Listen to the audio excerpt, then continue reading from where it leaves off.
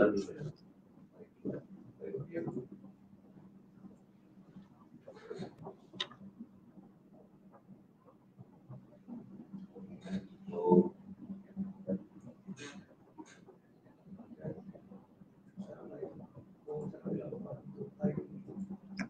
Okay, so kita setting lawan-lawan.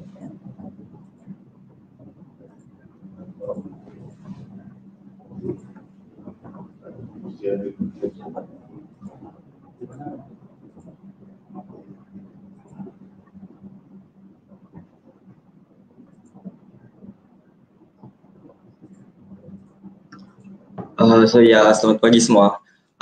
Untuk semua yang ada berada dalam live ini, pastikan korang share link ataupun share kita punya speaker corner pada hari ini untuk tarik lagi ramai penonton untuk kita sama-sama mendengar topik yang akan saya kupaskan berkaitan tentang stigma masyarakat terhadap konseling.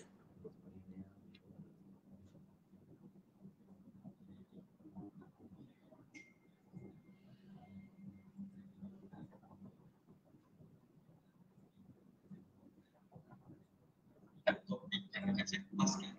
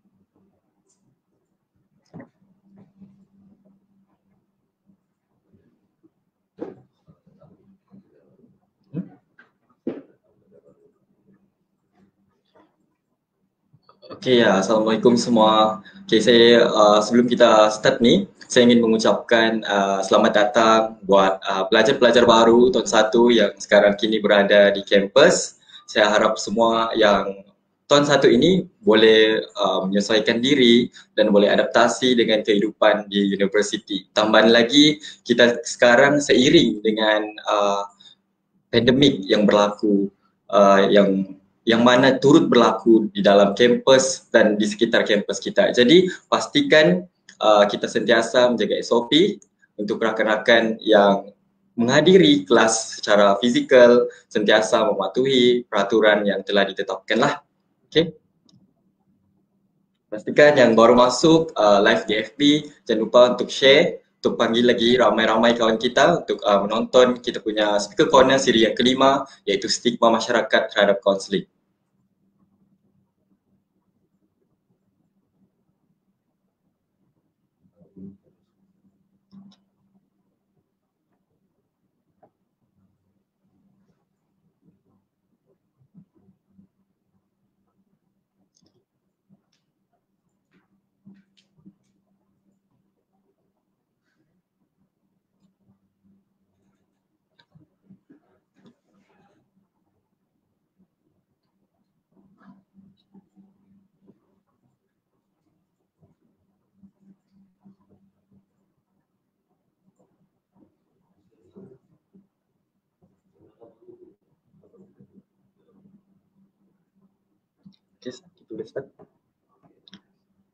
Okay, Assalamualaikum, salam sejahtera, salam norma baru buat anda semua.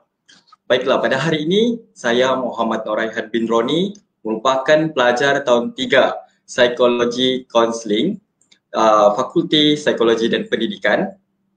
Okay, pada waktu ini, pada awal ini saya ingin mengucapkan ribuan terima kasih kepada Jabatan Ahli-Ehwal Pelajar kerana menyediakan platform kepada saya selaku mahasiswa untuk menyampaikan satu topik yang saya kira pada hari ini perlu difahami oleh rakan-rakan siswa dan juga masyarakat di luar sana berkaitan tentang stigma masyarakat terhadap kaunseling.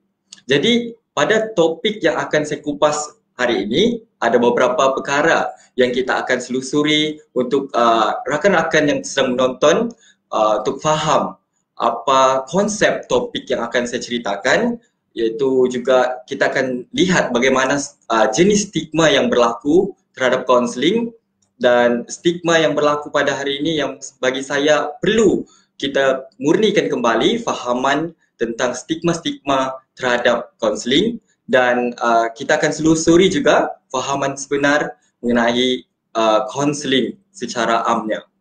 Jadi untuk pengetahuan anda semua, di live FB sekarang ramai rakan-rakan sekos saya yang sedang mengikuti sesi ini, dan sebarang soalan korang boleh terterakan ataupun komen di ruang komen tersebut untuk bertanya secara terus, dan sekiranya perlu pengetahuan ataupun pemahaman terhadap kaunseling itu, korang boleh terus direct komen di ruang komen tersebut. Jadi tanpa melengahkan masa lagi, kita terus kepada konsep topik kita pada hari ini, iaitu stigma masyarakat terhadap kaunseling. Yang mana semua sedia maklum, stigma ni selalunya kita kaitkan dengan ciri negatif yang ada pada diri kerana daripada pengaruh lingkungannya. Menurut Castro dan Farmer 2005 yang menyatakan stigma ini dapat mendorong seseorang itu mempunyai prasangka, pemikiran ataupun perilaku dan tindakan terhadap sesuatu perkara.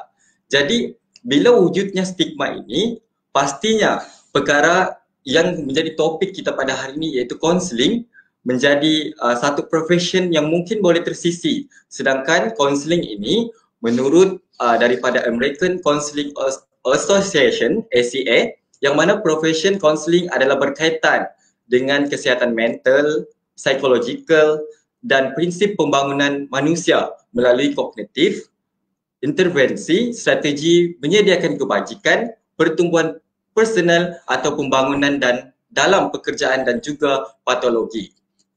Jadi, tambahan lagi, sebenarnya kaunseling ini adalah satu hubungan profesional di antara seorang kaunselor dengan seorang klien.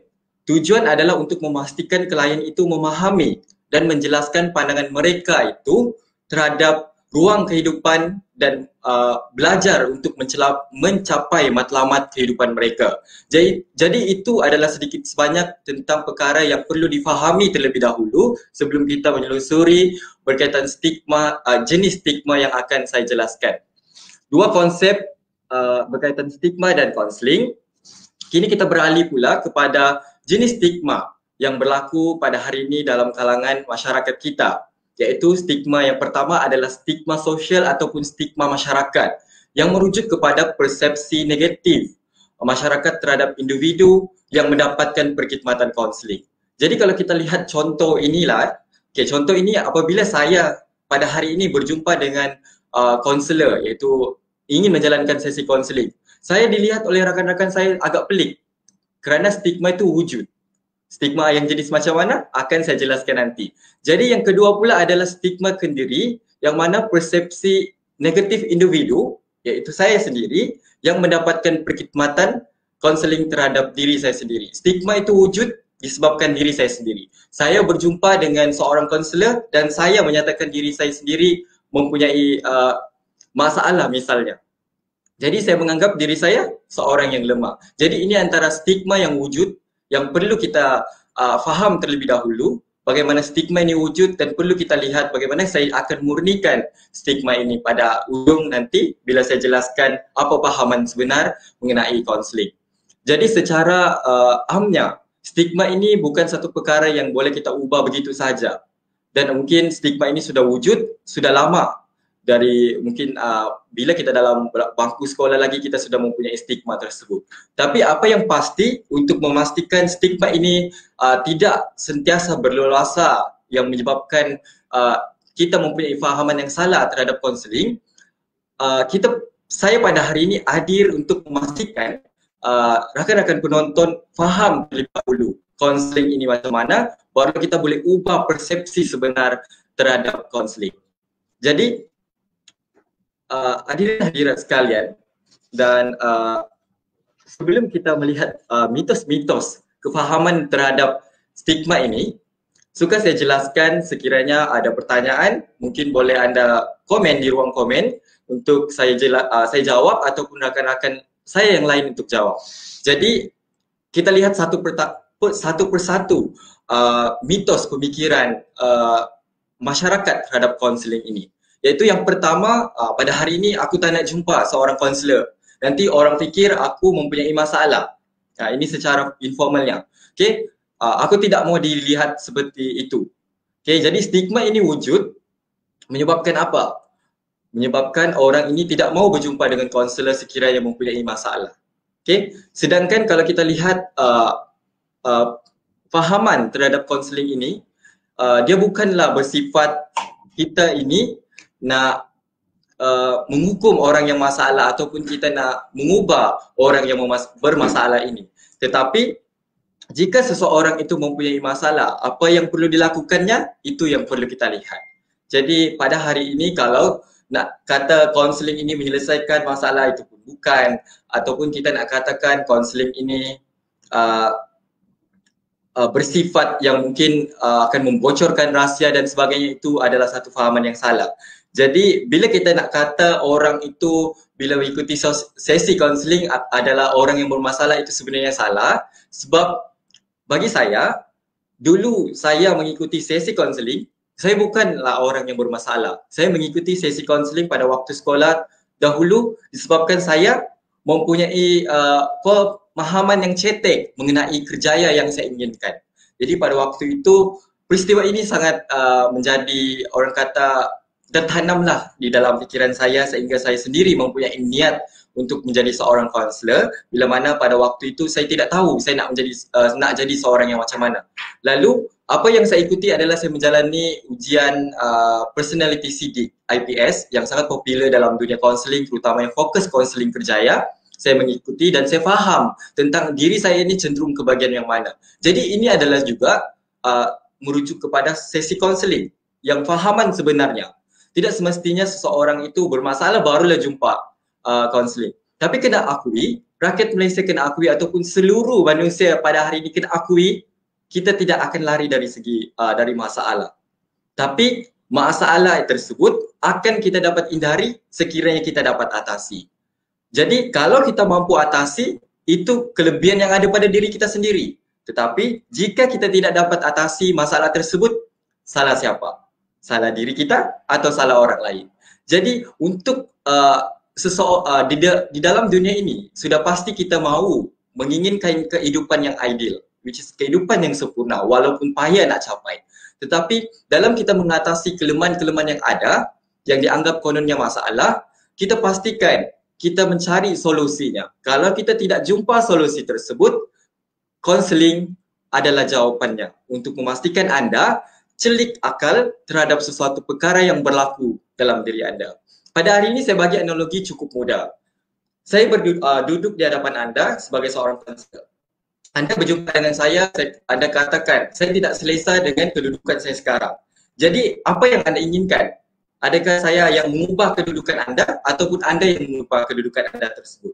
Sudah pasti bila anda bercakap, saya tidak selesa. Saya pasti akan menjawab, kalau anda tidak selesa dengan kedudukan anda, apa yang anda perlu lakukan? Sedikit sebanyak jawapan ataupun soalan tersebut menyebabkan pemikiran kamu, pemikiran anda semua faham dan celik akal terhadap, oh, kalau saya tidak selesa, saya yang akan mengubah kedudukan tersebut untuk memastikan selesa. Jadi ini antara fahaman. Tidak semesti orang yang berjumpa kaunselor ini adalah orang yang bermasalah. Itu adalah fahaman yang salah. Jadi perlu diubah ataupun perlu kita faham terlebih dahulu sebenarnya kaunseling ini bagaimana. Yang kedua, ada yang mengatakan jugalah kalau saya jumpa kaunselor saya akan lemah. Tapi ini wujud dalam diri sendiri. Dahulu saya pernah ada perasaan atau persepsi, oh aku tak nak jumpa kaunseling. Nanti cikgu aku anggap aku seorang yang lemah, tidak boleh fikir macam ni. Tapi sebenarnya pahaman tersebut adalah pahaman yang salah. Sebab kita pastikan menginginkan kehidupan yang bagi saya mempunyai hala tuju yang jelas. Bila kita tidak ada pahaman ataupun pemikiran sebegitu, macam mana kita nak ubah? Jadi bila kita nak ubah, kadang-kadang kita kena akui manusia ini diciptakan berpasangan kalau dari konteks dalam konteks pasangan, tapi dalam konteks kenapa kita mempunyai rakan? Kalau rakan kita tidak boleh mendengar luahan kita, di mana tempat yang sesuai? Ya, inilah konseling lah tempat yang sesuai. Okey, jadi ada juga yang menyatakan konselor ini boleh baca fikiran. Ini satu fahaman mitos juga. Sampai seolah-olah saya tidak mau jumpa konselor. Nanti dia boleh baca fikiran saya. Saya akui satu kelebihan untuk membaca fikiran tu bukan satu fahaman bagi saya, satu fahaman yang baik. Sebab memang orang menganggap konselor, yes, dia akan tidak ada masalah. Tidak boleh. Sebenarnya konselor juga mempunyai masalah. Okey, masalah. Tapi apa yang lebihnya bila kami belajar tentang dalam konseling ataupun dalam psikologi, kami tahu macam mana nak atasi masalah tersebut. Kami adaptasikan. Jadi kami pada hari ini sebagai kelompok helper kepada orang masyarakat luar sana, kami akan pastikan apa? Kami akan pastikan rakan-rakan yang mempunyai yang menginginkan perkongsian atau sebagainya, bolehlah berjumpa dengan konselor.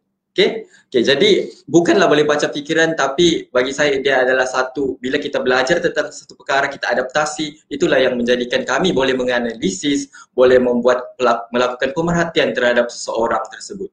Okey, jadi ada juga mitos lain seperti konselor tak dapat selesaikan masalah kalau konselor tak hadapi masalah yang sama.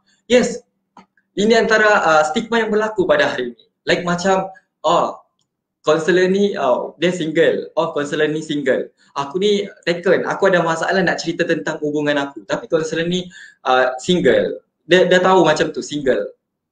And then, apa yang anda fikirkan? Saya tidak boleh selesaikan masalah?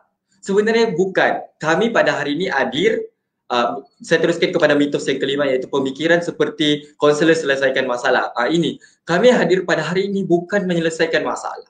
Tetapi kami hadir pada hari ini menyediakan platform kepada anda semua. Kerana kena perlu sedar, perubahan yang berlaku pada diri kamu semua, orang yang ada masalah ataupun mempunyai sedikit keraguan ataupun kegusaran yang sehingga menyebabkan mereka tidak berfikir secara rasional, apa sebenarnya?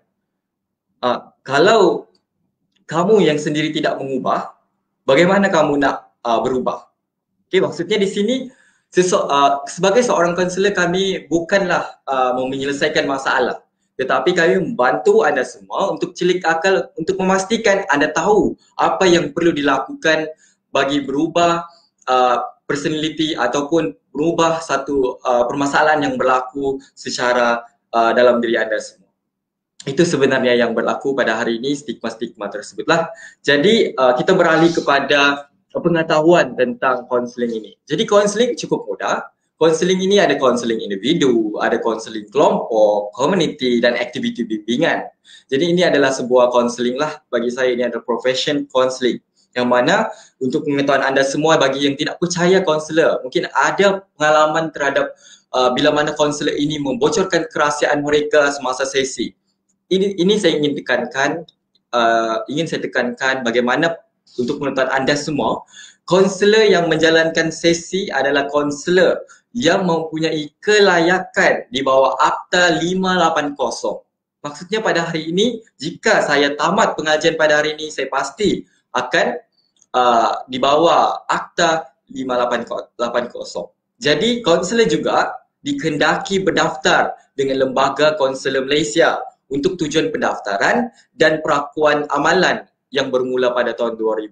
Jadi sebenarnya konselor ini ada mempunyai etika kerahsiaan, yang mana etika kerahsiaan inilah yang perlu difahami dan boleh mengubah stigma masyarakat terhadap bagaimana seseorang yang ingin mengikuti konseling ini dan risau bahawa rahsianya akan terbongkar. Sebenarnya bila kita mengikuti sesi konseling, perbualan ataupun perkara-perkara yang ingin dikongsikan itu cuma anda dengan konselor anda semualah. Jadi macam kami pada hari ini, saya selaku wakil rakan-rakan saya yang menjalani praktikum, untuk pengetahuan anda semua yang menjalani praktikum di kampus sekarang ini, seramai 40 orang konselor pelatih yang sekarang tengah join live ini, menjalankan sesi konseling dan selama praktikum ini kami perlu menghabiskan beberapa jam kredit yang bagi saya ini adalah salah satu cabaran kepada kami pada hari ini untuk menghabiskan 96 jam kredit untuk menjalankan kemahiran dan teori kami diadaptasikan pada waktu-waktu praktikum ini. Jadi bagi rakan-rakan yang sudah faham tentang fahaman sebenar kaunseling ini, yang faham tentang stigma kaunseling ini, jadi kalau berminat, rakan saya akan drop komen kami ada mempunyai web rasmi untuk rakan-rakan yang lain ingin mengikuti kaunseling. Korang boleh klik website tersebut. Korang boleh lihat wajah-wajah konselor, ada 40 orang konselor di situ yang akan menjalankan sesi. Ya, korang boleh pilih mungkin yang mana korang rasa pasal dalam tu ada uraian tentang konselor tersebut. Jadi mungkin kalau anda selesa untuk berjumpa dengan konselor tersebut, anda terus boleh klik and then set appointment. Okay, khas untuk rakan-rakan yang berada di kampus. Okay, jangan risau.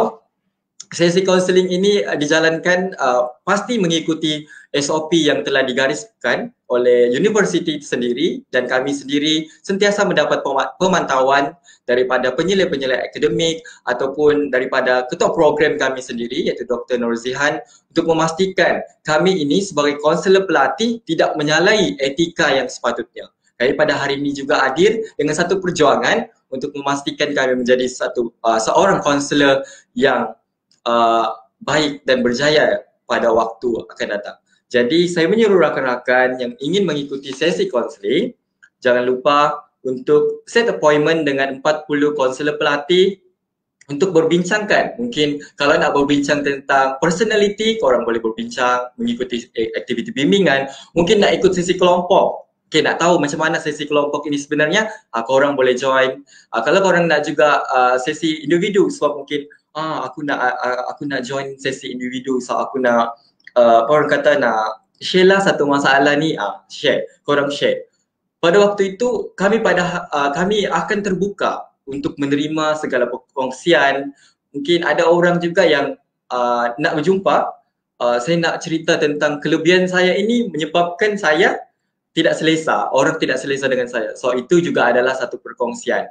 Okay, mungkin ada yang mungkin mau tahu tentang dia ni gaya percintaan dia macam mana, nak pastikan hubungan ideal dengan pasangannya. Jadi korang boleh join sesi kaunseling kami. Kami sangat terbuka dan mengalung-alungkan sepanjang semester ini, semester 2 untuk sesi 2020-2021, korang boleh ikutilah sepanjang semester ini. Jadi kalau ada soalan, saya buka untuk saya jawab soalan tersebutlah. Kalau ada, sebelum kita tamatkan.